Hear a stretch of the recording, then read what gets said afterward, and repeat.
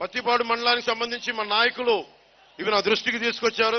Yeleru reservoir ఆధునీకరణ, పుష్కర మరియు పోలవరం కాలువలపై ఎత్తిపోతల పథకాలను నిర్మించి సాగునీటిని ఇప్పించాలని, నియోజకవర్గంలో శిథిలావస్థలో ఉన్న ప్రతి దారులు మార్గాలని రోడ్లని పునర్నిర్మించి ప్రజా రవాణా వ్యవస్థను బాగు చేయాలని, అలాగే నియోజకవర్గంలో అనేక గిరిజన గ్రామాలు ఉన్నాయి.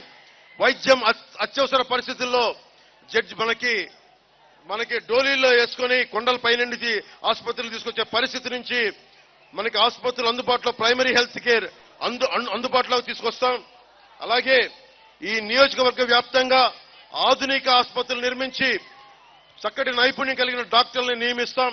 ఎన్నో సంవత్సరాలుగా సబ్ ప్లాన్ ఏరియా గిరిజనులుగా కలగా మిగిలిపోయిన పెద్దమల్లాపురం గ్రామాన్ని మండల క్వార్టర్స్ గా హెడ్ క్వార్టర్స్ గా చేసి గిరిజన మండలంగా మార్పు చేయవలసిందిగా కోరుతా ఉన్నారు. గిరిజన సోదరులందరికీ మాటిస్తున్నాం, మీ గళం నేనే అసెంబ్లీలో వినిపిస్తాం. మీ గళం వంతాడ అక్రమ మైనింగ్ ని నేనే దగ్గరుండి దీన్ని కూర్చొని రెగ్యులేట్ చేస్తాం. అడ్డగోలుగా దోచేస్తా ఉన్నారు. చంద్రశేఖర్ రెడ్డి గారు, వాళ్ళ తమ్ముడు, వాళ్ళ కుటుంబం, వైఎస్ జగన్ రెడ్డి, అలాగే మిథున్ రెడ్డి గారు, పెద్దిరెడ్డి గారు, వాళ్ళ చిత్తూరు జిల్లాకి వెళ్తే ఎవరిని రానివ్వరు లోపలికి, వాళ్ళ నియోజకవర్గాల్లోకి వెళ్తే ఎవరిని లోపలికి రానివ్వరు. కానీ తూర్పు గోదావరి జిల్లా అంతా కూర్చోబెట్టి ఈ రోజున విధ్వంసం క్రియేట్ చేస్తా ఉన్నారు. ముఖ్యంగా పత్తిపాడు నియోజకవర్గంలో ఈ రోజున వంతాడ మైనింగ్ తోటి అడ్డగోలుగా దోచేస్తా ఉన్నారు. నేను మీకు మాటిస్తున్నాను, యువతకి ఈ సంపద మనది, ప్రకృతి వనరులు మనవి, వీటి హక్కులు మన మీద ఉండాలి.